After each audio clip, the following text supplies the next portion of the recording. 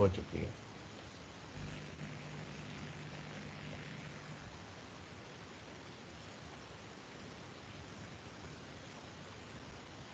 अच्छा जी, इसमें basic definition क्या है? बुक के हिसाब से बाय द बुक चला जाए तो उसमें देखा जाए कि अगर प्रॉपर डेफिनेशन देखी जाए तो इसने यहाँ लिखा हुआ है कहीं पे कि पावर इलेक्ट्रॉनिक्स जो है ना वो पहली लाइन में लिखा हुआ, the field of power electronics is concern with the processing of electrical power using electronic devices. Processing से मुराद क्या है? प्रोसेसिंग जैसे किसी डिजिटल डाटा की होती है वो मुराद है, या जैसे फूड प्रोसेसिंग होती है कि पहले रॉ फूड होता है उसको हम प्रोसेस करके कोई प्रोडक्ट बना के आगे बेचते हैं। तो प्रोसेसिंग से पावर इलेक्ट्रॉनिक्स में क्या मुराद है? तो प्रोसेसिंग से मुराद ये है कि हम पावर को one form of power into another form of power उसमें कन्वर्ट कर देते हैं। कन्वर्जन ऑफ पावर है बेसिकली। यहाँ पे हम पावर जनरेट नहीं करेंगे। पावर इलेक्ट्रॉनिक्स में जैसे बाकी पावर के सब्जेक्ट्स होते हैं ना, कुछ पावर जनरेशन का होता है, कोई पावर ट्रांसमिशन के होते हैं, कोई पावर डिस्ट्रीब्यूशन को डील करते हैं और यूटिलाइजेशन को, इस तरह से ना।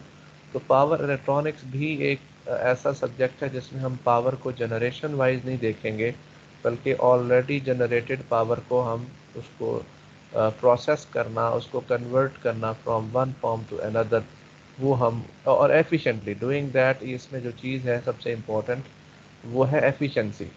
हमने एफिशिएंटली कन्वर्ट करना है from one form to another. और दुनिया के जो रिजर्व्स हैं जैसे कॉपर है, आयरन है, ये एक लिमिटेड रिजर्व्स है ना। आयरन तो चलो काफ़ी ज़्यादा है, कॉपर के रिजर्व्स लिमिटेड हैं, कम है, इसलिए कॉपर महंगा है। चांदी उससे कम है, वो उसको हम सिल्वर कहते हैं। एलुमिनियम को सिल्वर नहीं कहते, चांदी को सिल्वर कहते हैं। वो और कम है और ज़्यादा महंगा है, प्रेशियस मेटल में आ जाता है।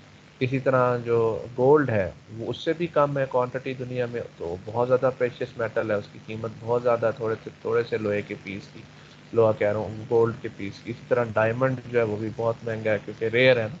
तो जो चीज़ जितनी रेयर होती है उसकी उसकी कॉस्ट बढ़ती जाती है।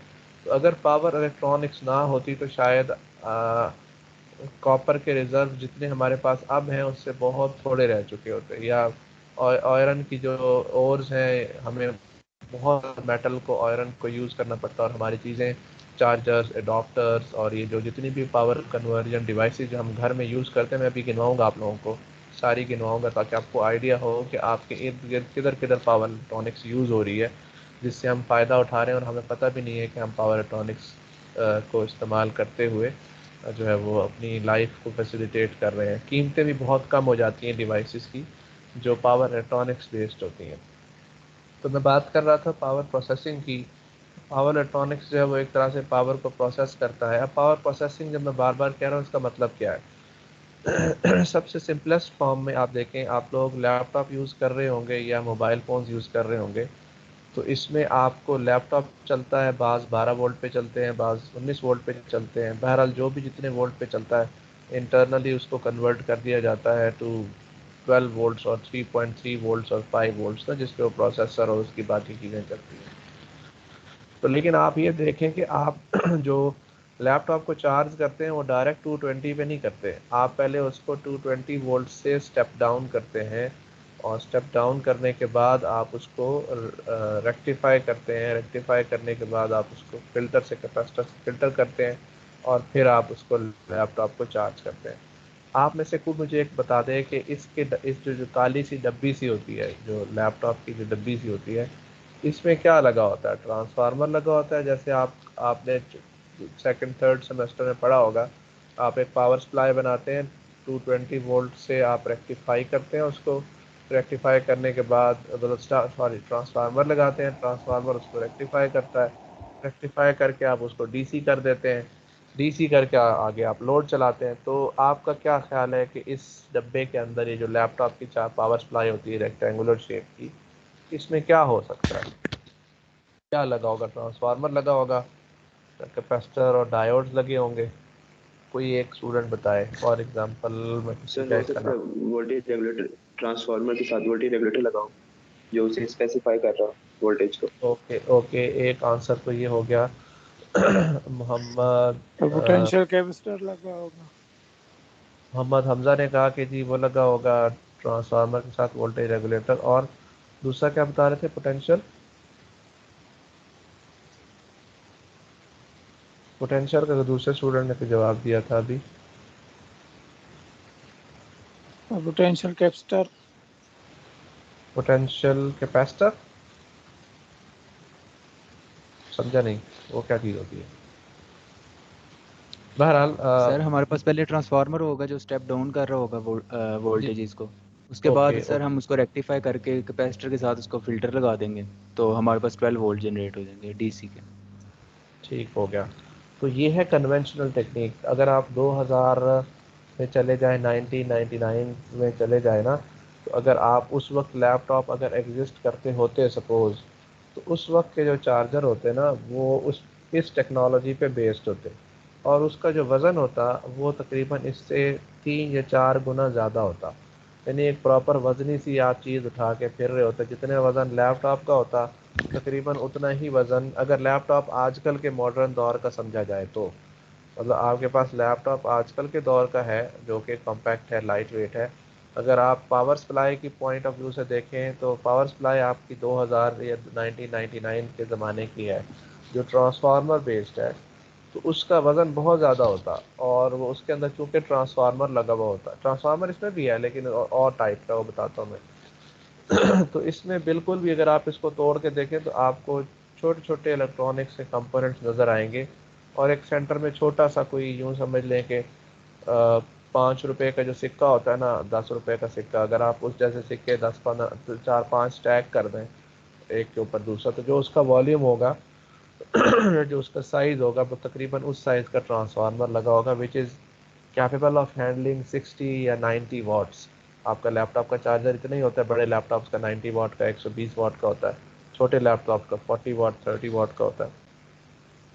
तो पावर इलेक्ट्रॉनिक्स इसके अंदर इन्वॉल्व है।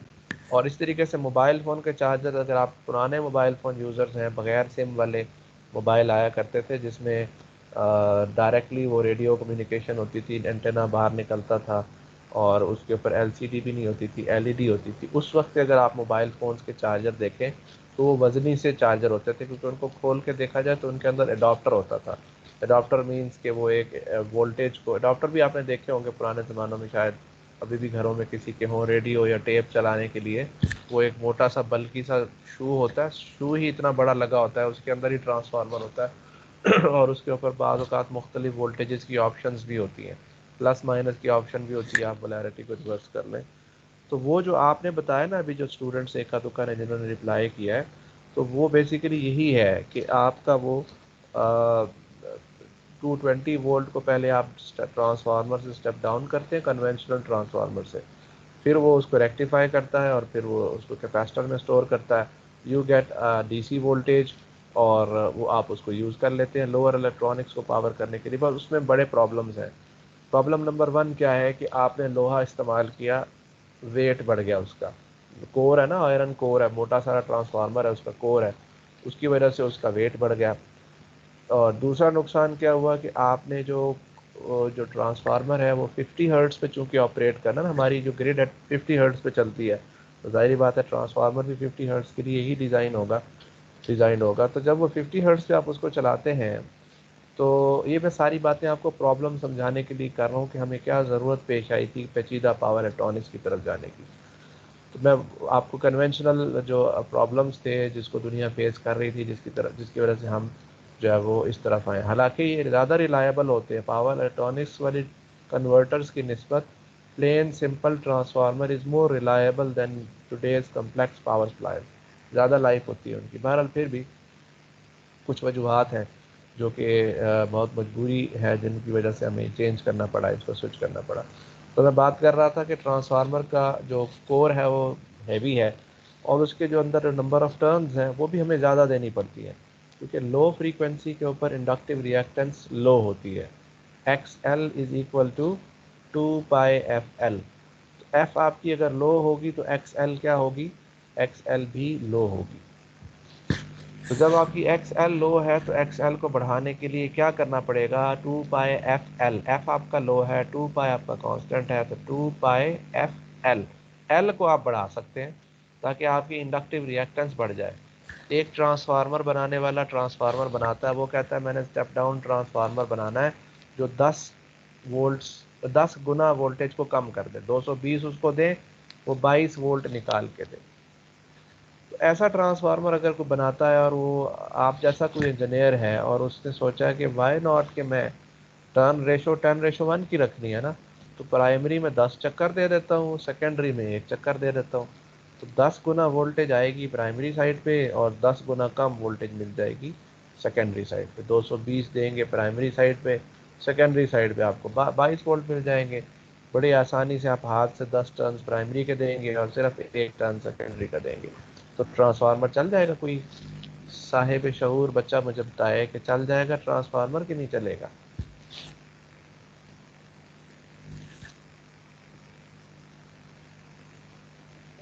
सर मेरे हिसाब से शायद नहीं ना ही चले। सर नहीं चलेगा। मोहम्मद हमजा और एक और स्टूडेंट है, वो कह रही हैं कि नहीं चलेगा। तो क्यों नहीं चलेगा, उसकी वजह बताएं। मोहम्मद फहद नवीद बड़ा मुस्कुरा के पिक्चर ली हुई है उन्होंने, ज़रा आप बताएं कि मौजूद भी हैं कि नहीं, पहली तो ये बात, और फिर सर ये बताएं। इससे आई थिंक सो कि करंट का मसला होगा, मतलब अगर हमारे पास ज़्यादा करंट सेकेंडरी साइड पे आ जाए तो सिर्फ हमने एक टर्न दी होगी, इसकी वजह से हमारी वायर डैमेज हो जाएगी, ये भी मसला हो सकता नहीं नहीं, सेकेंडरी साइड पे तो प्रॉब्लम नहीं होगा, प्रॉब्लम होगा प्राइमरी साइड पे। देखिए आपने टर्न रेशो तो ठीक दिया, मैथमेटिकली देखा जाए तो 10:1 की ही ट्रांसफार्मर की रेशो है और आपने बिल्कुल सही टर्न रेशो दी है, लेकिन आपने नंबर ऑफ टर्न्स बहुत कम रखी हैं, जिसकी वजह से इंडक्टिव रिएक्टेंस ट्रांसफार्मर की जो प्राइमरी है ना, जिसने 220 वाली साइड पे लगना है, उसको मैं प्राइमरी बोल रहा हूँ, तो जो प्राइमरी साइड है उसकी इंडक्टिव रिएक्टेंस इतनी थोड़ी होगी कि वो it will feel just like a short circuit. यानी XL बेसिकली फैंसी वर्ड है ना इंडक्टिव रेजिस्टेंस का। एक तो इंडक्टर की रेजिस्टेंस होती है वायर की, वो नहीं, एक होती है इम्पीडेंस की वजह से, जो इंडक्टर की इंडक्टेंस होती है उसकी वजह से जब आप उसमें से अल्टरनेटिंग करंट पास करवाते हैं तो वो वैसे ही करंट को रोकता है। बेशक सुपर कंडक्टर का बना हुआ हो इंडक्टर, वो उसकी जो रेजिस्टेंस है वो तो ज़ीरो होगी, लेकिन वो स्टिल करंट को इम्पीड करेगा, रोकेगा ड्यू टू इट्स इंडक्टेंस। वो मैग्नेटिक्स की वजह से करंट को रिड्यूस कराएगा। तो जब आपने दी ही सिर्फ 10 टर्न्स हैं तो इंडक्टर बहुत थोड़ा है, बहुत छोटा है। 2πfl में आपका जो है वो, एक मिनट, ये अभी हम इस पे आ जाते हैं ना, ज़रा थोड़ा सा चेंज कर लेते हैं इसको। आपने पहले ऑनलाइन क्लास पढ़ी है मुझसे इंस्ट्रूमेंटेशन की, कुछ हफ्ता मेरा ख्याल है। नो सर नहीं पड़ी। ये फर्स्ट टाइम पढ़ रहे हैं ऑनलाइन क्लास? Yes sir. अच्छा चलें, ये देखें, ये आपका ट्रांसफार्मर है, ये इसका कोर है, और नज़र आ रहा है आप लोगों को, डायग्राम में बना रहा हूँ। ये 10 टर्न्स है ब्लू कलर की प्राइमरी और 1 टर्न है सेकेंडरी की। यहाँ पर आपने देना है 220, नज़र आ रहा? Yes sir. यस सर है। नजर आ यस रहा सर। है। Yes sir. ये 220 वोल्ट दिया, आइडियली स्पीकिंग यहाँ पर 22 वोल्ट आ जाने चाहिए सेकेंडरी साइड पे। Blue is the primary, green is the secondary winding, 1 turn, और ब्लू 10 टर्न्स है। मैं 10 चक्कर अब बनाता फिरता तो बहुत टाइम लग जाता और बहुत मुश्किल से बनती, समझे कि ब्लू जो है वो 10 टर्न्स है। तो ये ट्रांसफार्मर बिल्कुल, और ब्लू रेड कलर का जो है वो कोर है बेसिकली, और ऑरेंज कलर की मैं वैल्यूज लिख रहा हूँ। अब ये 10:1 का ट्रांसफार्मर तैयार हो गया हमारा, लेकिन प्रॉब्लम क्या है कि जो प्राइमरी साइड है ना, इसकी इंडक्टिव रिएक्टेंस बहुत थोड़ी है, इस साइड की इंडक्टिव रिएक्टेंस बहुत थोड़ी है, XL बहुत थोड़ा है, because we know that XL is equal to 2πfl। ठीक है, इंडक्टिव रिएक्टेंस किस चीज़ के इक्वल है जी? 2πfl के। मैं थोड़ा सा ज़रा माउस की स्पीड कम कर दूं, मेरे से ड्राइंग मुश्किल हो रही है ज़रा। ठीक हो गया? 2π, अब ये सही लिखा जा रहा है, थोड़ा सा कंट्रोल। 2πfl जो है ना वो इसकी इंडक्ट, तो f तो हमारा फिक्स्ड है, 2πf हमारा फिक्स्ड है, दिस इज 50 हर्ट्ज, लेकिन l जो है ना वो हमने ऑलमोस्ट क्लोज टू 0 किया हुआ है। तो XL क्या हुआ? XL will be close to 0, ऐसा ही होगा ना? Yes sir. X L will be almost equal to 0। इसके ऊपर हम ये बना देते हैं कि ये अप्रॉक्सीमेटली एक्स 0 तो नहीं होगा, मिली हेनरी में या लोअर ऑर्डर ऑफ हेनरीज में होगा, मिली हेनरीज में या माइक्रो हेनरीज में होगा। ये होगी इसकी एक्स एल की वैल्यू। तो जब इंडक्टिव रिएक्टेंस ही थोड़ी है तो इसके अंदर से जो करंट फ्लो होगा इस कॉयल में, प्राइमरी कॉयल में जो करंट फ्लो होगा, that current will be a lot much higher. यूँ समझें कि आपने 220 वोल्ट को शॉर्ट सर्किट कर दिया और ये जो है ना, ये जो प्राइमरी वाइंडिंग है, it will burn like a fuse. ये बिल्कुल काली स्याह हो जाएगी, बटन ऑन करते ही पटाखा बजेगा और ख़त्म हो जाएगा। अब इसका हल क्या है कि हमने 10:1 का ट्रांसफार्मर बनाना है। अब इसको क्या किया जाए? अब कोई बता सकता है, कोई स्टूडेंट, कि क्या किया जाए इसका?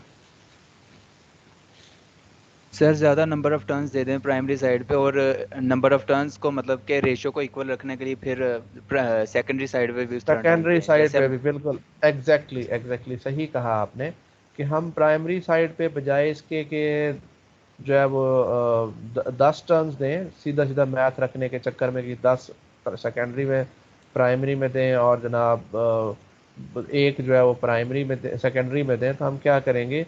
वो will give a lot of turns, a lot many turns. हो सकता है हमें 100-200 टर्न्स देनी पड़े, depending on the core size and everything, ताकि हमें एक रीज़नेबल इंडक्टिव रिएक्टेंस मिले। हमारी ये प्राइमरी साइड होगी, बहुत सारे टर्न्स आ गए, और आपको पता है सेकेंडरी साइड पे चूँकि करंट हमने ज़्यादा रखना होता है तो मोटी तार हम इस्तेमाल करेंगे। तो मोटी वायर को यूज़ करते हुए हम अपने टर्न्स जो है वो रिड्यूस कर देंगे। For example this one has 200 turns, तो secondary winding will have 20 turns. 20। ठीक है जी। तो यहाँ 220 आया, और यहाँ पर ये बहुत इंपॉर्टेंट पॉइंट्स है जो मैं आपको बताना चाह रहा हूँ, इसी से आपको सारी कहानी समझ आएगी। यहाँ पर आएगा आपके पास 22 वोल्ट्स AC, यहाँ पर 220 वोल्ट AC आपने दिया था। यहाँ तक बात क्लियर होगी आपको? दिस इज कोर, जिसको मैं एरो लगा रहा हूँ ना, दिस इज कोर। लैग तो नहीं है, मैं बना के आगे जा चुका हूँ, आपको बाद में आ रही हो चीज़? Is there any lag? No, sir. No, sir, it's fine. No sir. ठीक होगा, क्योंकि अब यूनिवर्सिटियाँ ऑनलाइन नहीं है ना ज़्यादातर, तो इसलिए, वरना तो मैं पहले बना के हट चुका होता था, बच्चे भी पीछे देख रहे होते थे कि भाई क्या बनाया और बात क्या हो रही है। तो अच्छा, अब ये बात, हमें ये कहानी समझ आ गई कि हम ट्रांसफार्मर जब बनाते हैं तो उसमें उसमें हमें कोर इतना बड़ा क्यों रखना पड़ता है। कोर की भी यही लॉजिक है कि बड़ा कोर होगा तो नंबर ऑफ टर्न्स हमारे कम हो जाएंगे, ठीक है? क्योंकि इंडक्टर जो है ना, अगर आपके पास एक इंडक्टर है, ये उसका कोर है, एक सादा सा इंडक्टर बना लेते हैं, और ये उसके ऊपर वायर लपेटी हुई है ऐसे। ये एक इंडक्टर है, ग्रीन कलर का कोर है, रेड कलर की इंडक्टेंस। और अगर मैं एक दूसरा इंडक्टर बनाता हूँ जिसमें कोर छोटा सा हो, लेकिन नंबर ऑफ टर्न्स मैं उसके ऊपर उतनी रखूँ, एक, एक, दो, तीन, चार, चार टर्न्स रखता हूँ, एक, दो, तीन और ये चार। अब नंबर ऑफ टर्न इसकी और उसकी दोनों की बराबर है, लेकिन कोर की साइज में फ़र्क है। तो आप बताएं इंडक्टेंस किसकी ज़्यादा होगी? सर फर्स्ट वाले की। इसकी ज़्यादा होगी, बड़े वाले की ज़्यादा होगी। जी बिल्कुल, क्योंकि इसकी कोर की साइज़ ज़्यादा है, जिसकी वजह से इसकी इंडक्टेंस ज़्यादा है। नंबर ऑफ़ टर्न्स भी मैटर करते हैं। अगर मैंने इनकी और इनकी इंडक्टेंस बराबर करनी होगी तो मुझे क्या करना पड़ेगा? मैं ये करूँगा कि मैं इसको, इसके ऊपर बहुत सारे टर्न्स दूंगा फिर। तो अब दोनों की इंडक्टेंस बराबर है, अब दोनों के इंडक्टेंस बराबर। लेकिन एक और काम गड़बड़ हो गई, एक और गलती, एक और काम ख़राब हो गया कि इसके नंबर ऑफ़ टर्न्स कम है, इसमें कॉपर शायद कम लगी। इसके नंबर ऑफ़ टर्न ज़्यादा है, इसमें gauge of the wire same है, मोटाई है तार की वो सेम है, पतली तार नहीं यूज़ की मैंने। लेकिन इसमें नंबर ऑफ़ टर्न्स ज़्यादा है, जिसकी वजह से मे बी कॉपर ज़्यादा यूज़ हुई हो। इसमें नंबर ऑफ़ टर्न्स कम है, इसलिए कॉपर कम है। मे बी का वर्ड इसलिए यूज़ कर रहा हूँ कि इसका एक चक्कर बहुत बड़ा है, काफ़ी सारी कॉपर इस्तेमाल होगी। इसका एक चक्कर बहुत छोटा सा है, तो इसमें कॉपर जो है बहुत थोड़ी यूज़ होगी, उस हिसाब से देखा जाए। दूसरा मसला कि इसके कोर के अंदर मैग्नेटिक फ्लक्स कैरी करने की कैपेबिलिटी ज़्यादा है, ज़्यादा स्ट्रॉन्गर मैग्नेटिक फील्ड इसमें से गुजरवाई जा सकती है। और ये उसको सपोर्ट कर सकता है। लेकिन ये क्योंकि मटेरियल ही छोटा है, मटेरियल सेम है, ये अंदर इसमें भी लोहा डला हुआ है, इसमें भी लोहा डला हुआ है, लेकिन जो हमारा छोटे वाला इंडक्टर है इसमें कोर छोटा होने की वजह से इसकी जो मैग्नेटिक फ्लक्स को कैरी करने की जो सलाहियत है वो कम है और ये जल्दी सैचुरेट हो जाएगा। मैं मज़ीद इन करंट इसमें से पास कराऊंगा कॉइल में से, लेकिन फ्लक्स में मज़ीद इंक्रीज़ नहीं आएगा क्योंकि वो एक ख़ास हद तक का फ्लक्स कैरी कर सकता है। तो ये आपको समझ आ गई दोनों बातें इंडक्टर की, एक कोर और कोर बड़ा हो छोटा उससे क्या फ़र्क पड़ता है। Yes sir. Yes sir. जी, इन शॉर्ट ये फ़र्क पड़ता है कि एक बड़ा कोर होगा तो you will have to use lesser copper to get the same amount of inductive reactance. ठीक हो गया। और हमने इंडक्टिव रिएक्टेंस को बढ़ाना है। मकसद इंडक्टिव रिएक्टेंस को बढ़ाने का क्या है कि हम उससे जो है वो करंट को, प्राइमरी साइड के आइडल करंट को, यहाँ लोड कोई नहीं लगाया, खाली आइडल करंट को रिड्यूस करना चाहते हैं ताकि जब खाली ट्रांसफार्मर चल रहा हो तो करंट हमारा ग्रिड से लेके ज़ाया ना कर रहा हो और हमारी जो एनर्जी है वो, ट्रांसफार्मर खाली चल रहा है, कोई लोड भी नहीं है तो खामखा बिल आ रहा है, तो वो ना हो। जिन लोगों ने घरों में जापानीज ट्रांस हीटर्स लगाए हुए हैं, रिनाई कंपनी के या इंपोर्टेड हीटर्स लगाए हुए हैं, उन्होंने देखा होगा कि वो 110 वोल्ट पे चलते हैं और हमारे यहाँ 220 वोल्ट है। तो उन्होंने क्या किया होता है कि वो एक छोटा सा ट्रांसफार्मर बनाया होता है जो 220 वोल्ट को 110 में, यानी 2:1 का ट्रांसफार्मर लगाया होता है, जिससे आपका वो 110 पे आपका वो चलने लग जाता है। तो अगर आप उसको खोल के देखेंगे तो उसमें प्राइमरी नंबर ऑफ टर्न्स बहुत सारी होंगी। जैसे यहाँ पर 200 टर्न्स है ना, तो उसमें 200 यहाँ पर होंगी, सपोज 200 यहाँ पर होंगी और यहाँ पर 100 टर्न्स होंगी सेकेंडरी साइड पे। तो बट थिन वायर होगी और क्योंकि करंट रिक्वायरमेंट इतना हीटर का होता नहीं है, जो गैस हीटर्स होते हैं उनकी बात कर रहा हूँ, इलेक्ट्रिक हीटर की बात नहीं कर रहा। वो चलते बिजली पे हैं लेकिन साथ गैस को भी, असल हीटिंग गैस से होती है, खाली पंखा पंखा और इलेक्ट्रॉनिक्स को चलाने के लिए उसमें सिर्फ वो ट्रांसफार्मर ही होता है। तो यहाँ तक हमें ये बात समझ आ गई कि when we are making our power supply with the help of transformer, then we have to make the core bigger which will require a lot of iron. एक तो नुकसान ये हो गया, ठीक है जी, आयरन एक गलत बात हो गई। Then we will have to use a lot of copper because bigger core will have bigger cross sectional area. तो एक चक्कर तार का देने में हमारी बहुत सारी कॉपर इस्तेमाल हो जाएगी। फिर हमने दूसरा चक्कर दिया, तीसरा चक्कर दिया, और चक्कर भी हमने थोड़े नहीं देने।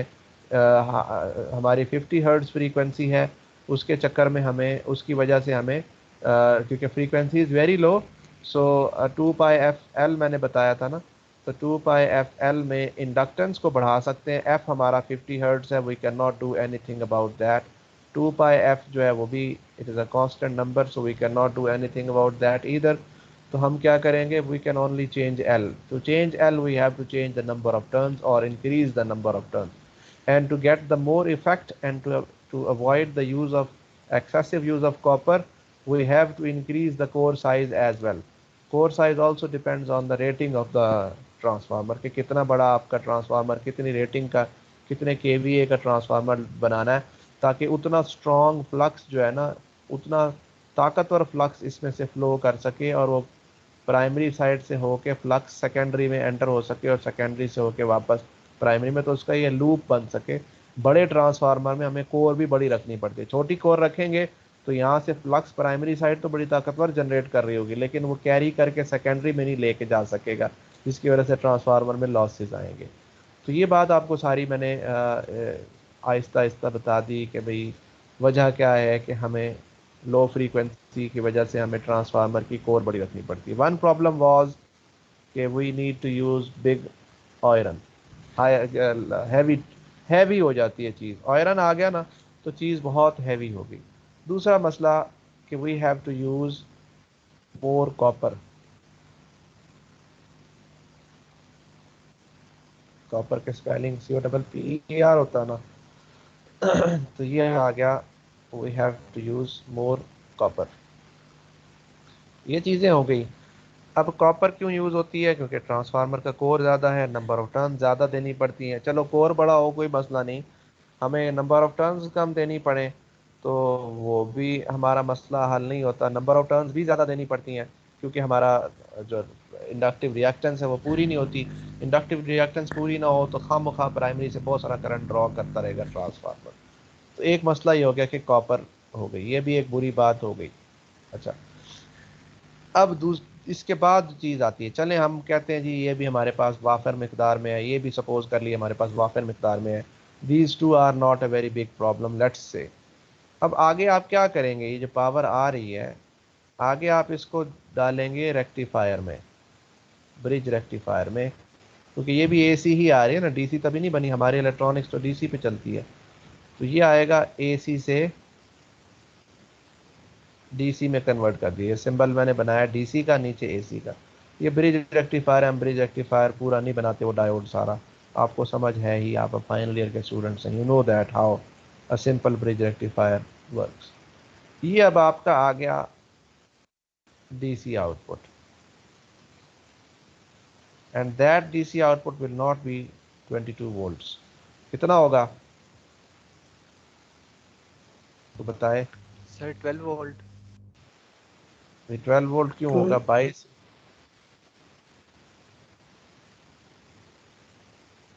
सर 22 होगा ना, क्योंकि हमने वो टर्न टू 10 के हिसाब से किया, और 22 फिर हम वो करेंगे उसका 22 नहीं वजह होगा, आरएमएस, नहीं आरएमएस निकाल देंगे ना उसको। पीक पे कैपेसिटर चार्ज होता है हमेशा। पीक वैल्यू क्या होगी आर एम एस 22 वोल्ट्स की? वो होगी √2 times the value of your sine की पीक, ठीक है, और इसमें से माइनस हो जाएगा 1.4 वोल्ट्स। कैसे हो गई ये सारी बातें? आप देखें, आपकी जो आउटपुट वेव आ रही है वो है 22 वोल्ट्स, उसकी पीक है, उसकी आरएमएस है, RMS value which is DC equivalent, वो मैं आपको कहानी पहले सुना चुका हूँ। 22 वोल्ट्स उसका डीसी इक्विवेलेंट है जो आपको यहाँ पर मिल रहा है सेकेंडरी साइड पे, जो इसका डीसी इक्विवेलेंट है वो आपको, ये उसकी वेव फॉर्म मैंने बनाई है, 22 वोल्ट उसका आरएमएस है। तो आपकी जो पीक वैल्यू है ना वो तो 22 नहीं है, वो तो 22 से ज़्यादा है, वो तो 22 मल्टीप्लाई बाय √2 है ना। जैसे ये 220 वोल्ट है तो इसकी जो पीक है वो अगर इसको √2 से मल्टीप्लाई करें तो इसकी साइन वेव की जो पीक जाएगी that will be almost around 310 volts. ये 220 आरएमएस वोल्टेज होती है जो कि डीसी इक्विवेलेंट जिसको हम कहते हैं।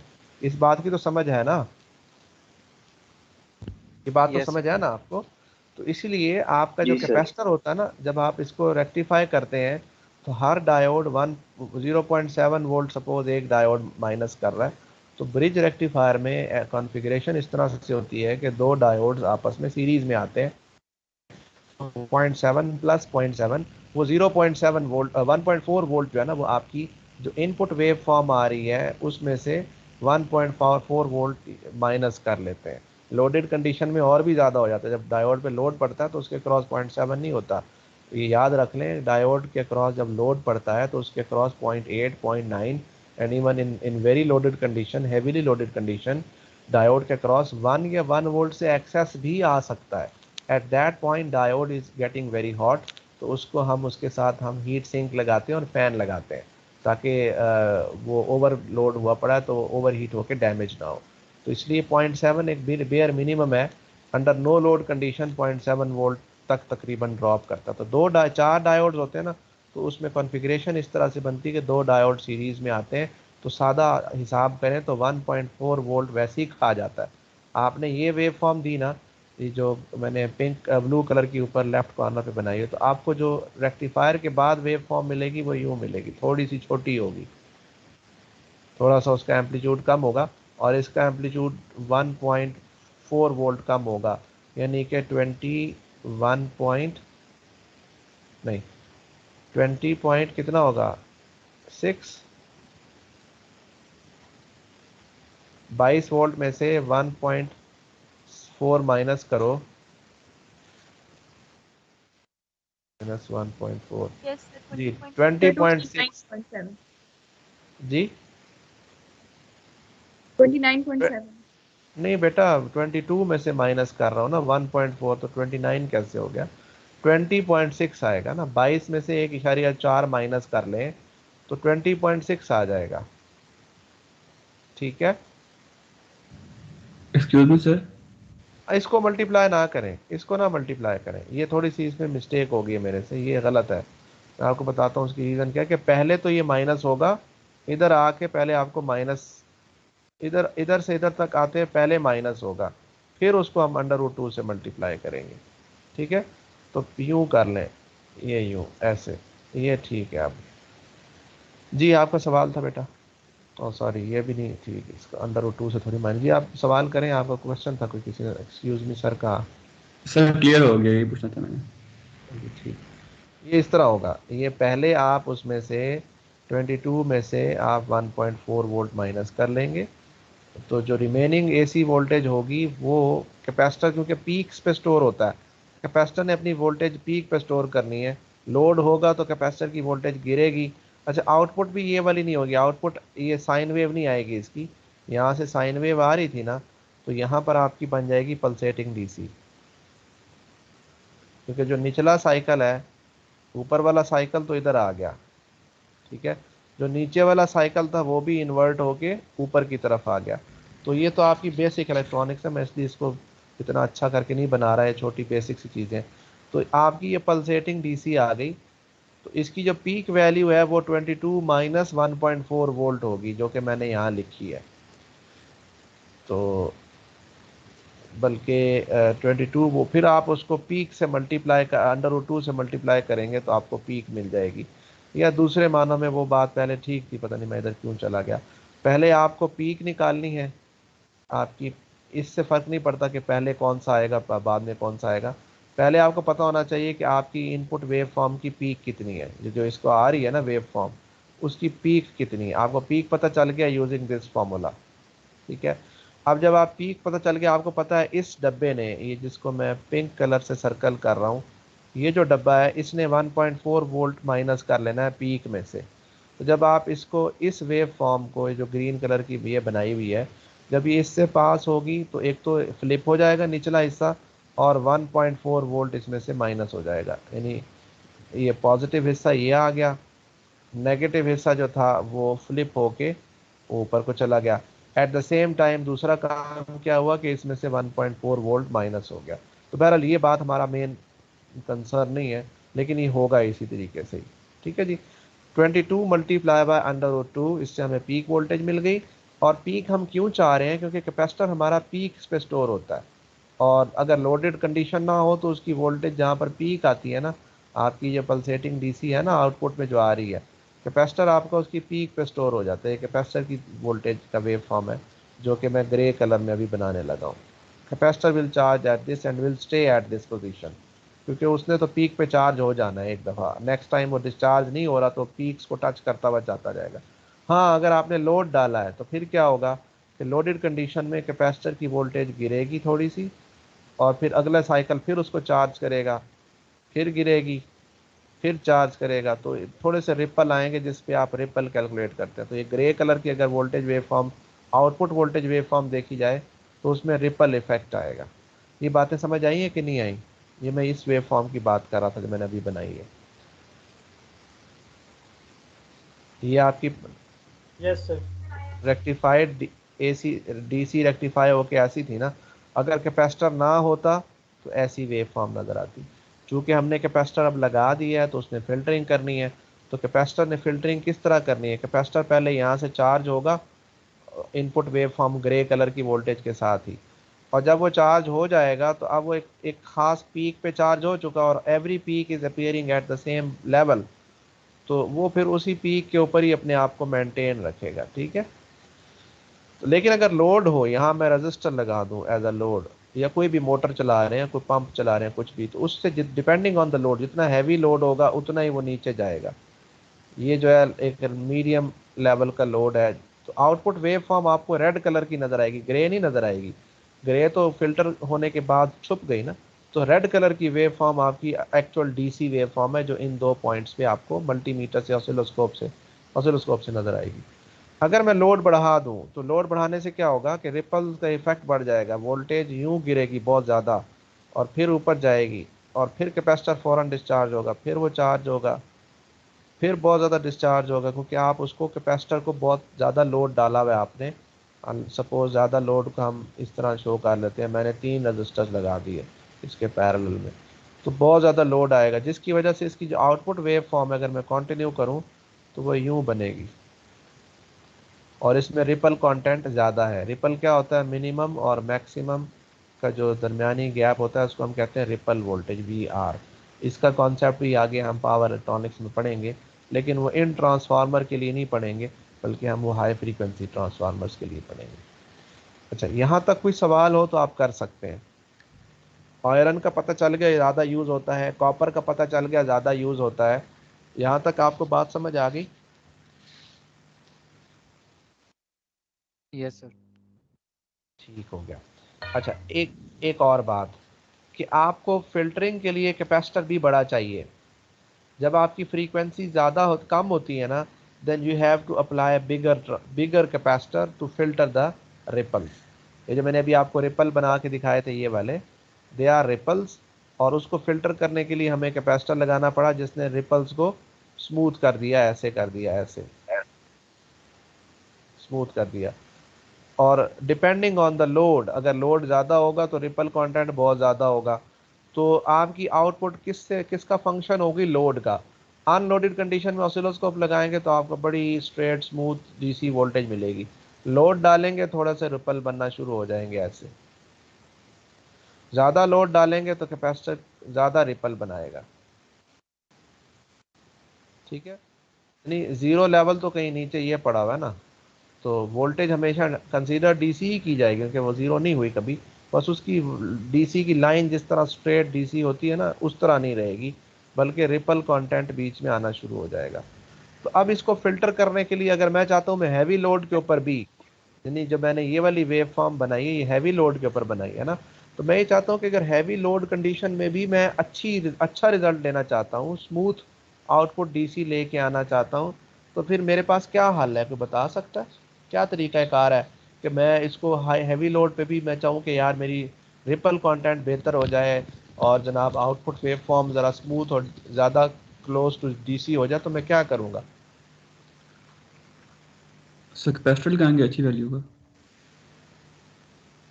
Sir capacitor. जी बिल्कुल, बड़ा आप कैपेसिटर। दोनों ने सही बताया कि हम कैपेसिटर की थोड़ा वैल्यू सा बढ़ा देंगे, वोल्टेज नहीं बढ़ाएंगे, कैपेसिटर की कैपेसिटेंस बढ़ा देंगे। पहले अगर 100 माइक्रोफैरड का था तो हम 1000 माइक्रोफैरड का कैपेसिटर लगा देंगे। उससे क्या होगा कि उसी लोड के ऊपर जिस पे पहले ये शक्ल बन रही थी, मैं कलर चेंज कर देता हूँ, पहले ये शक्ल बन रही थी उसी लोड के ऊपर, यानी हैवी लोड के ऊपर, तो अब हो सकता है कि हम बड़ा कैपेसिटर लगाने से, हो सकता नहीं गारंटीड है कि बड़ा कैपेसिटर लगाने से ये वाली वेव फॉर्म हमें मिल जाए जो कि लेस लोड कंडीशन में थी। ये मैंने 3 डिफरेंट लोड्स की बनाई है, 1 2 और ये 3, ये 3 डिफरेंट लोड्स की वेव फॉर्म है। ये नहीं कि एट अ टाइम इकट्ठी बन गई। पहले कोई लोड नहीं था, 1 वाली वेव फॉर्म बनी, 2 लगाया तो वोल्टेज वेव फॉर्म थोड़ी नीचे चली गई ना, वोल्टेज ड्रॉप भी हुआ। अब ये वोल्टेज ड्रॉप क्यों हुआ? क्योंकि इसकी कॉइल की रेजिस्टेंस है, उसमें कुछ ना कुछ वोल्टेज ज़ाया होगी। तो यहाँ जो पहले 22 नज़र आ रही थी लोडेड कंडीशन में, यहाँ हो सकता है 19 वोल्ट हो जाए, 18 वोल्ट हो जाए, क्योंकि रेगुलेशन तो है नहीं कोई। तो इस वजह से ट्रांसफार्मर की आउटपुट स्टेबल भी नहीं होती है। दूसरा पॉइंट ये हम लिखते जाते हैं, नॉन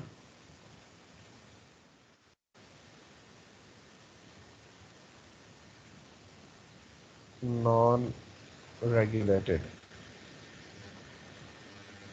ये नॉन रेगुलेटेड इसकी आउटपुट होती है। नॉन रेगुलेटेड से मुराद अनरेगुलेटेड होना चाहिए, वैसे नॉन रेगुलेटेड पता नहीं होता है कि वर्ड नहीं, अनरेगुलेटेड आउटपुट होती है। क्यों?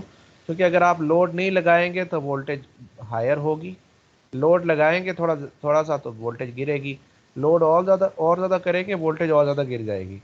तो अनरेगुलेटेड इसकी आउटपुट होती है, इसकी आउटपुट की वोल्टेज जो है ना वो चेंज होती रहती है बेस्ड ऑन द लोड। ये बात भी आपको क्लियर हो गई? बताएं क्लियर हुई है कि नहीं?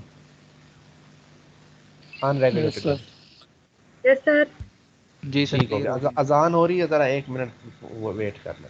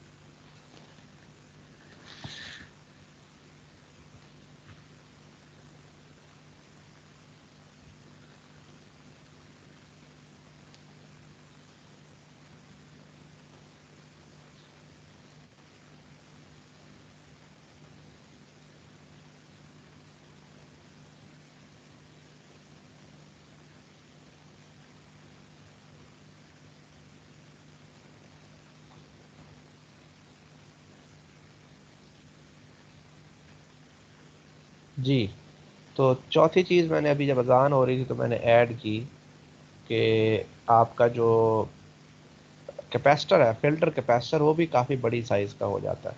फिल्टर कैपेसिटर वाली बात समझ आ गई थी ना कि आपका लो फ्रीक्वेंसी पे आपको फिल्टरिंग कैपेसिटर ज़्यादा रिक्वायर्ड होता है, ज़्यादा रिक्वायरमेंट हो जाती है। उसकी वजह क्या है कि देखिए, हम ये चाहते हैं कि नॉइज़ या रिपल्स, वो जो है ना, जो पल्सेशन है, वो कैपेसिटर के अंदर से पास हो और आगे प्लेन डीसी जाए, अगर इसको एक दूसरे अल्फाज में देखा जाए तो आपको क्या पता रहा, X C is equal to 1/2 pi F C. ऐसा ही है? आवाज़ आ रही है मेरी? Yes sir. Yes sir. जी, X C is equal to 2 pi F C, 1/2 pi F C. तो आप देखें कि इसमें जितनी लो फ्रीक्वेंसी होगी तो आपकी एक्स सी क्या होगा, उतना ज़्यादा होगा ना। Yes sir. यहाँ एफ स्मॉलर होगा तो एक्स सी बड़ा होगा, और अगर फ्रीक्वेंसी ज़्यादा होगी तो एक्स सी छोटा होगा। इन्वर्सली रिलेटेड है ना आपस में। ठीक हो गया?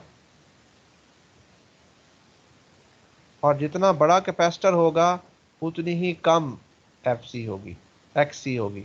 तो हम क्या चाहते हैं, हम चाहते हैं एक्स सी को कम होना चाहिए ताकि वो एसी कंपोनेंट, यानी जो देखें, pulsating DC is not a pure DC, इसमें एसी कंपोनेंट इन्वॉल्व है, ऑल्टरनेटिंग कंपोनेंट इन्वॉल्व है। ठीक है, नेगेटिव साइड में नहीं जा रहा, but it is still alternating, it is not stable ऐसे राइट, बिल्कुल स्ट्रेट लाइन नहीं है ये पल्सेटिंग है, इसमें एसी कंपोनेंट इन्वॉल्व है। तो हम चाहते हैं कि हमारा कैपेसिटर जो है ना, एसी कंपोनेंट को अपने अंदर से गुजरवा दे, हमें प्योर डीसी फिल्टर करके बाहर को दे दे। तो उसके लिए एक्स सी का छोटा होना ज़रूरी है इस केस में। तो एक्स सी छोटा क्यों हो, कैसे होगा? या तो हम फ्रीक्वेंसी इंक्रीज करें, जो कि हम नहीं कर सकते, विच इज़ 50 हर्ट्स। ठीक है, समझ रहे हैं ना बात को? 50 हर्ट्स हमारे हाथ में नहीं है, इख्तियार में नहीं है। तो 50 हर्ट्स को हम चेंज नहीं कर सकते।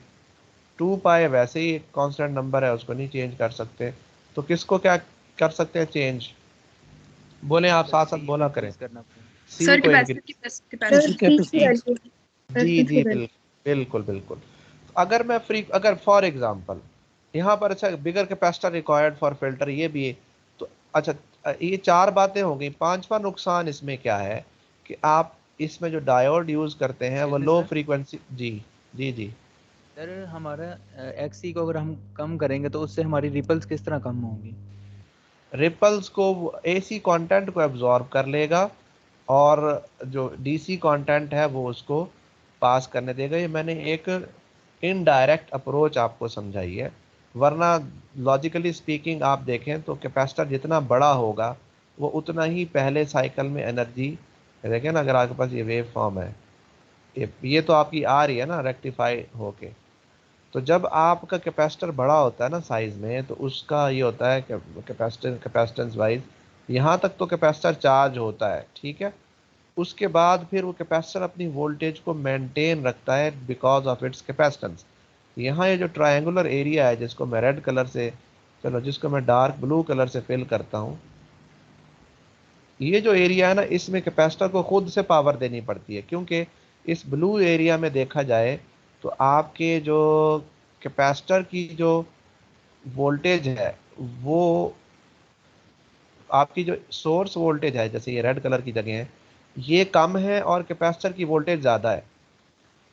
आपको नज़र आ रहा है, क्योंकि कैपेसिटर इस पॉइंट पे चार्ज हो चुका था, पीक पे चार्ज हो चुका था, लेकिन आपकी इनपुट वोल्टेज चूंकि रिड्यूस हो गई, गिर गई ना, नीचे को जा रही है इनपुट वोल्टेज, सोर्स वोल्टेज जो है वो नीचे को जा रही। अब बेचारा सारी की सारी आउटपुट वोल्टेज किसने हैंडल करनी है? कैपेसिटर ने हैंडल करनी है, क्योंकि उसको सपोर्ट देने के लिए जो सोर्स वोल्टेज थी अब उसकी वोल्टेज कैपेसिटर की वोल्टेज से नीचे जा चुकी है। तो ये जो ब्लू एरिया है इसमें कैपेसिटर एनर्जी सप्लाई करता है, और ये जो ये वाला एरिया है, ये जिसको ग्रीन एरिया कह लें, इसमें कैपेसिटर एनर्जी एक्वायर करता है। और ये जो बाकी ब्लू एरिया है, ये लाइट ब्लू कर देते हैं, लाइट ब्लू एरिया में कैपेसिटर एनर्जी अपनी देना शुरू करता है। ये जो सॉलिड ब्लू एरिया मैंने बनाया है इसमें एनर्जी कैपेसिटर काफ़ी सारी दे रहा होता है, बल्कि वेरी एग्जैक्ट कर लिया जाए तो मैं यूँ कहूँ कि कैपेसिटर जो है वो अपनी एनर्जी इधर तो इस पॉइंट पे तो वो चार्ज करता है, इस पॉइंट तक वो बेचारा उसके ऊपर मैक्सिमम लोड होता है, और फिर दोबारा इस पॉइंट से आगे वो दोबारा चार्जिंग करता है जब तक वो पीक तक नहीं जाता। क्यों टेढ़ी लाइन बन जाती है ये? तो मुख्तलिफ जोन्स हैं, यहाँ पर कैपेसिटर आपका चार्ज होता है और इसमें उसके ऊपर हल्का सा बोझ पड़ता है। क्यों हल्का सा बोझ पड़ता है? क्योंकि ये जो इनपुट वोल्टेज है ना वो बिल्कुल बहुत नीचे नहीं गई, जीरो पे नहीं गई, बल्कि यहाँ पर अभी कुछ ना कुछ है, तो इसलिए कैपेसिटर को के ऊपर हल्का बोझ पड़ता है क्योंकि सोर्स वोल्टेज जो है ना वो ज़रा इतनी नीचे नहीं गई। लेकिन ये जो पॉइंट है यहाँ पर, इस पॉइंट पर सोर्स वोल्टेज ऑलमोस्ट जीरो हो चुकी है, तो आउटपुट फिर भी है। तो ये किस वजह से है? ये इस वजह से है कि कैपेसिटर ने जो अपनी कैपेसिटी में अपनी कैपेसिटेंस की वजह से जो चार्ज स्टोर किया हुआ था, ये अब वो अपना स्टोर्ड शुदा चार्ज डिलीवर कर रहा है। तो इस पॉइंट पे मैं कहूँगा कि कैपेसिटर पे मैक्सिमम स्ट्रेस होता है। फिर इनपुट वोल्टेज बढ़ती है बढ़ती है बढ़ती है, और ये एक पॉइंट आता है कि कैपेसिटर भी तो आखिर नीचे बेचारा, उसकी वोल्टेज भी गिर रही है। जो वोल्टेज उसकी यहाँ पर थी वो वोल्टेज अब यहाँ पर नहीं है, यहाँ पर ज़्यादा थी, इसको मैं कहूँगा यहाँ पर हायर थी, और इधर लोअर है, थोड़ी सी लोअर है। जितना बड़ा कैपेसिटर होगा उसकी ये लोअर वैल्यू उतनी हायर होगी, क्योंकि वो यहाँ से जो सफ़र उसका शुरू हुआ था इस पॉइंट से इस पॉइंट तक आने में उसके पास अच्छी खासी एनर्जी थी और उसकी वोल्टेज इतनी नहीं गिरी। अगर छोटा कैपेसिटर होता ना कोई, तो उसकी वोल्टेज बहुत तेज़ी से गिर जाती, और फिर यहाँ से उसको दोबारा चार्ज करना पड़ता। ये जो मैंने ऑरेंज कलर का बनाया, this is the discharging and charging profile. यहाँ तक डिस्चार्ज होता और फिर यहाँ पे आगे दोबारा चार्जिंग उसकी होती। तो कहने का मकसद ये है कि bigger the capacitor higher will be its energy storage and it will last longer till the next supporting cycle comes, यानी next supporting cycle में इसकी बात कर रहा हूँ, और वो उसको दोबारा से चार्ज करेगा। यहाँ तक बात समझ आई आपको कि बड़ा कैपेसिटर आपको फिल्टरिंग कैसे अच्छे से देता है? अगर इनफाइनाइट कैपेसिटेंस होती ना मिसाल के तौर पर, और हम ये अज्यूम कर लेते कि चलो इनफाइनाइट कैपेसिटेंस है और उसको हम ये अज्यूम कर लेते कि यहाँ तक चार्ज हो चुका है, तो फिर वो हमेशा स्ट्रेट ही रहता है, वो डिस्चार्ज होता ही नहीं, क्योंकि उसकी कैपेसिटी इतनी ज़्यादा है कि वो डिस्चार्ज हो ही नहीं पा रहा, जो मर्जी कर ले उसके साथ। तो इस वजह से उसकी जो कैपेसिटेंस है वो ज़्यादा है।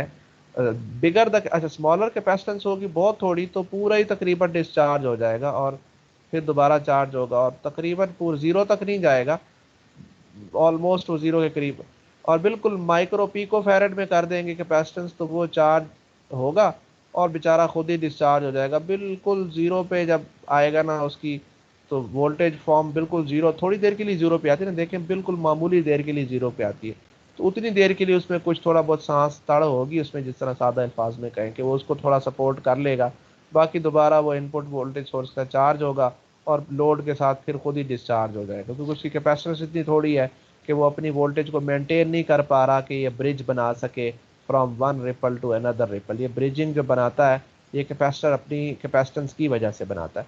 सो दूसरा एक तरीका मैंने आपको सोचने का बताया था कि XC हम रिड्यूस क्यों करना चाहते हैं, because we want our AC currents to flow through here and only DC currents to पास।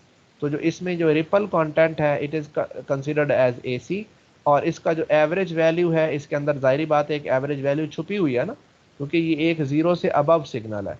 अगर मैं इसको एक कोऑर्डिनेट्स में बनाऊं, ये फॉर एग्जांपल आपका ये x एक्सिस और ये y एक्सिस और x एक्सिस है, तो इसमें अगर मैं इसको साइन वेव बनाऊं तो इसकी एवरेज वैल्यू क्या है? साइन वेव की एवरेज वैल्यू ज़ीरो होती है ना, जितना ऊपर है उतना नीचे है, तो एवरेज वैल्यू ज़ीरो हो गई। लेकिन आपका जो पल्सेटिंग रेक्टिफाइड डीसी होता है, रेक्टिफाइड पल्सेटिंग डीसी होता है after passing through the rectifier, जिसकी शेप ये है, तो उसकी एक एवरेज वैल्यू होती है, ठीक है, वो एवरेज, क्योंकि वो जीरो से हमेशा अबव ही रहता है, but still it has AC component inside it, somewhat AC component है कि ऑल्टरनेट कर रहा है, किसी एक पॉइंट पे स्टेबल नहीं है। तो मैं वो चाह रहा था कि वो सिर्फ वो ऑल्टरनेटिंग इफेक्ट इसमें से पास हो जाएगा, बाकी जो DC कंपोनेंट है वो आउटपुट पे आ जाएगा।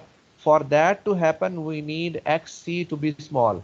एक्स सी जो है वो किसके लिए होती है? Only for the components that has frequency. तो फ्रीक्वेंसी अगर जीरो कर लिया जाए एक्स सी क्या हो जाएगा? इनफाइनाइट हो जाएगा। अगर मैं फ्रीक्वेंसी कहूँ जीरो है, डीसी है, तो डीसी के लिए कैपेसिटिव रिएक्टेंस जीरो होती है और कैपेसिटर एक दफ़ा चार्ज हो गया बस वो उसने अपनी रिएक्टेंस जीरो कर देनी है। तो ये दूसरी तरफ बात जा रही है ज़्यादा पेचीदगियों की तरफ। तो कहने का मकसद ये है कि we have to apply bigger capacitor to get the reasonable clean DC output. तो ये भी एक नुकसान की बात है जो कि आपको देखनी पड़ती है। अच्छा, अब इसके अलावा एक पांचवा नुकसान, आखिरी नुकसान बयान करके फिर मैं नमाज के लिए निकलता हूँ।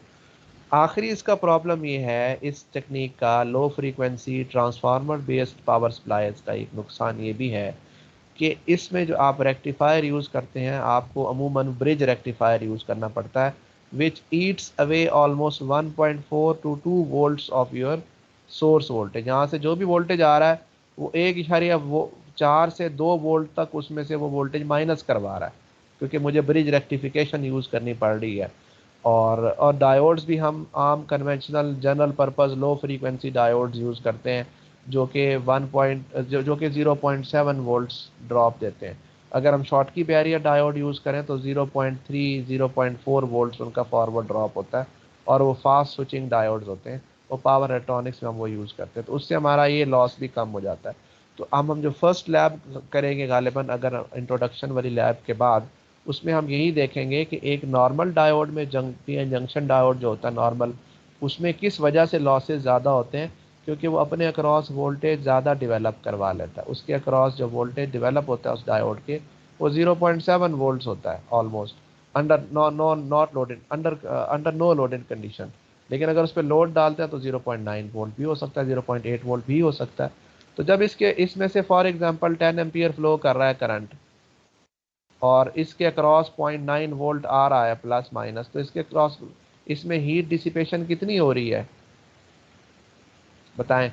10 एम्पियर इसमें से फ्लो कर रहा है, 0.9 वोल्ट इसके क्रॉस ड्रॉप हो रहा है फॉरवर्ड ड्रॉप डायोड के अंदर। ये डायोड बनाया मैंने, बताएं कितने वॉट लॉस होगा? Sir 9 watt. 10 multiply by 0.9, 9 watts का लॉस होगा। 9 वॉट 30 वॉट का आपका काविया होता है सोल्डरिंग आयरन। आप खुद अंदाजा लगाएं 30 वॉट के काविये से आप कितनी हीट जनरेट कर लेते हैं। तो ये बेचारा कितना हीट अप होगा, इसको हीट सिंक ना लगा हो तो जल जाएगा।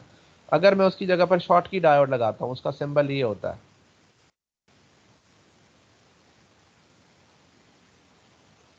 ठीक है। ये एक शॉर्ट की बैरियर, सॉरी ये शॉर्ट की बैरियर, वो तो जीना डायोड का था ना, ये शॉर्ट की बैरियर डायोड का सिंबल। इसके अक्रॉस 0.3 वोल्ट आ रहा है। अब इसमें से भी आप 10 एम्पियर पास करवाएं, ये कितने वॉट जाया करेगा? 3 3 वॉट। वोट। ये 3 3 वॉट वॉट। हीट डिसिपेट करेगा। It will require less heat sink and it will also eat away less power from the source. यहाँ से मैं 100 वॉट भेज रहा था, 9 वॉट ये खा गया, तो पीछे कितना आ गया? 91 वॉट्स। और अगर ये लगाया हुआ था तो मेरा 97 वॉट्स मुझे मिलेगा। और एट द सेम टाइम मुझे पंखा भी नहीं लगाना पड़ेगा, एक्स्ट्रा हार्डवेयर है ना पंखा एक्स्ट्रा हार्डवेयर होने की वजह से मेरा वो कॉस्ट बढ़ेगी कंपोनेंट की। और हीट सिंक लगाना पड़ेगा, हो सकता है इसके ऊपर मुझे एल्यूमिनियम का वो जो आपने देखा होगा मदरबोर्ड पे कंप्यूटर पे फिन्स लगी होती हैं, उसको हीट सिंक बोलते हैं। वो हीट को सिंक कर देता है इन्वायरमेंट के अंदर। तो वो हीट सिंक अगर किसी कंट्रोल कर क्लोज डब्बे में मैंने कोई पैकेज बना के दिया है, कोई प्रोडक्ट बनाया जो क्लोज डब्बे में सील्ड है, तो उसके अंदर हीट रैप होती रहेगी। फिर मुझे उस डब्बे के किसी एक साइड पे छोटा सा फैन लगाना पड़ेगा जो हवा की सर्कुलेशन मेंटेन करवाए, इंश्योर करवाए, ताकि जी वो आपका जो डायोड है वो हीट अप नहीं हो रहा या ओवर हीट नहीं हो रहा। ओवर हीट हो गया एक दफ़ा तो आपका डैमेज हो जाएगा। तो पांचवा नुकसान क्या है, जो कि इतना बड़ा नहीं है, वो आपका power electronic high frequency power electronics में भी हो सकता है, बट ज़्यादा डोमिनेंट आपको लो फ्रीक्वेंसी वाले डिवाइसेस से मिलता है। That is diode loss. DIODE, diode loss. तो ये कितने पॉइंट्स हो गए? 1 2 3 4 और 5, ठीक हो गया। छठा भी एक है, वो है वेट। ओवरऑल वेट का इंक्रीज होने की वजह से आपकी शिपिंग कॉस्ट बढ़ जाती है, ट्रांसपोर्टेशन कॉस्ट कह लें, शिपिंग कॉस्ट बढ़ जाती है। इससे मटेरियल कॉस्ट बढ़ती है आयरन ज़्यादा होने से, इससे कॉपर की कॉस्ट बढ़ती है, सारे कॉस्ट ही हैं। और आउटपुट नॉट रेगुलेटेड है, ये क्वालिटी इशू है, कॉस्ट इशू नहीं है, क्वालिटी का मसला है। बिगर फिल्टर कैपेसिटर मींस आपका जो प्रोडक्ट की साइज़ है वो कॉम्पैक्ट नहीं होगी, बड़ी होगी। जैसे आयरन और कॉपर ज़्यादा लगने की वजह से, ट्रांसफार्मर की वजह से आपका जो प्रोडक्ट है, जो कन्वर्टर है, DC AC to DC converter, उसकी साइज़ ज़्यादा होगी, वेट ज़्यादा होगा। इसी तरह बड़ा कैपेसिटर की कॉस्ट भी ज़्यादा होगी, बड़ा कैपेसिटर आप बाज़ार से खरीदेंगे और महंगा होगा, फिजिकली बड़ी साइज़ में भी होगा। डायोड्स की वजह से लॉसेज ज़्यादा होंगे, आपको पंखा और हीट सिंक अलग हार्डवेयर लगाना पड़ेगा, जो कि कंपोनेंट की कॉस्ट को गेन इंक्रीज़ कर रहा है, साइज़ को भी इंक्रीज़ कर रहा है। फिर शिपिंग कॉस्ट क्यों ज़्यादा होगी? क्योंकि ये तमाम चीज़ें जब मिलती हैं तो इनकी वजह से एक चीज़ जो 100 ग्राम में बन जानी थी वो 1 किलो में बनेगी, उसकी वजह से शिपिंग कॉस्ट बहुत सारा फ़र्क पड़ता है। ये आपने घर में प्रोडक्ट बना के अपने लिए एज आ FYP या एज आ प्रोजेक्ट तो नहीं यूज़ करना ना, आपने तो इसको, हमने तो ये पॉइंट से सोचना ना, आपने एक दिन में 100,000 पीसीज आपकी फैक्ट्री ने बनाने हैं। एक कैपेसिटर को भी अगर आप छोटा कर लेते हैं ना, तो आप कई लाखों हज़ारों का सेविंग कर लेते हैं at the end of the month. तो छोटी छोटी चीज़ें जब एक दफ़ा बनाने में मसला नहीं होता, जब आप एक महीने में 1000 प्रोडक्ट 2000 प्रोडक्ट बनाते हैं और उसमें इंजीनियर्स एक छोटे से कंपोनेंट को भी अगर ट्यून कर लें, एडजस्ट कर लें, रिड्यूस कर लें, तो महीने के एंड में लाखों की सेविंग हो जाती है। तो यहाँ पर चाइना से जितनी भी चीज़ें आती हैं, अगर वो एक ट्रांसफार्मर बेस्ड बनाएं तो आपको जितनी की प्रोडक्ट है उससे ज़्यादा की शायद शिपिंग पड़ जाए, क्योंकि वेट ज़्यादा होता है तो शिपमेंट कॉस्ट बढ़ जाती है। तो ये बातें सारी हो गई। अब हम इसको कर लेते हैं, ब्रेक ले लेते हैं। मैं नमाज़ पढ़ आता हूँ और नमाज के बाद रिकॉर्डिंग में स्टॉप कर रहा हूँ और